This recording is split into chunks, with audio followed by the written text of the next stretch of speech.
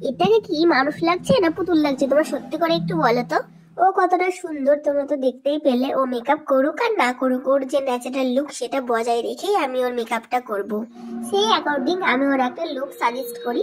তখন ও বলে, দিদি তোমার যেইটা ভালো লাগে আমার উপরে সেটাই করে দাও, শুধু একটু ন্যাচারাল রেখো তাহলেই হবে।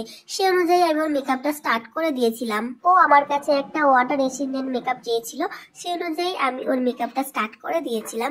সত্যি কথা বলতে কি, আমার কাছে ছোটবেলায় একটা পুতুল ছিল, অবিকল না হলেও কিছুটা ওর মতো দেখতে, তাই ছোটবেলার কথা সে মনে পড়ে গেছিল। আর হ্যাঁ, যারা আমার কাছে ক্লাস করতে চাইছো কিংবা আমার কাছে সাজতে চাইছো আর এত সুন্দর সুন্দর টেকনিক জানতে চাইছো, তারা অবশ্যই আমার সাথে কন্ট্যাক্ট করো। আমি কন্ট্যাক্ট নাম্বার ডেসক্রিপশন বক্সে দিয়ে দেবো। অ্যাকচুয়ালি ও আমাকে ফেসবুক থেকে দেখে বুক করে। ও আমার কাজ আমার খুব ভালো লেগেছে যে আমার কাজ ওর পছন্দ হয়ে ও আমাকে বুক করেছে।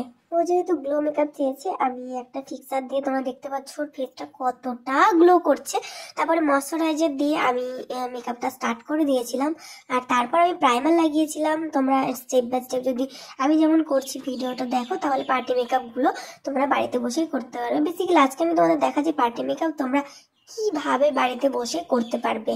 আর তারপরে আমি ওর কালার কারেক্টিংটা করে নিচ্ছিলাম, সেটাকে ছবিতে দেখানো হয়নি। তো তারপরে ভালোভাবে ব্লেন্ড করে আমি চলে গেছিলাম ফাউন্ডেশনে।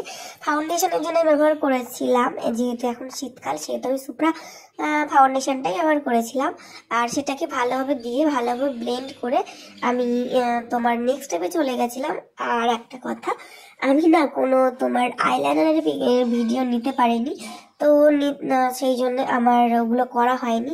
আর ডাইরেক্ট ব্লাশে চলে গেছিলাম। ব্লাশটা আমি ওর মানে পছন্দ বলতে, ওর ব্লাশারটা যেহেতু অনেক পছন্দ সেহেতু আমি দিয়েছিলাম হালকা করে। তারপর হাইলাইটার দিয়ে ফিক্সার দিয়ে সেট করে দিয়েছিলাম ফেসটা। তো তোমরা দেখতে পাচ্ছ পার্টি মেকআপটা কতটা সুন্দর লাগছে। ভিডিওটাই হেল্পফুল হলে অবশ্যই চ্যানেলটাকে সাবস্ক্রাইব করে দিও।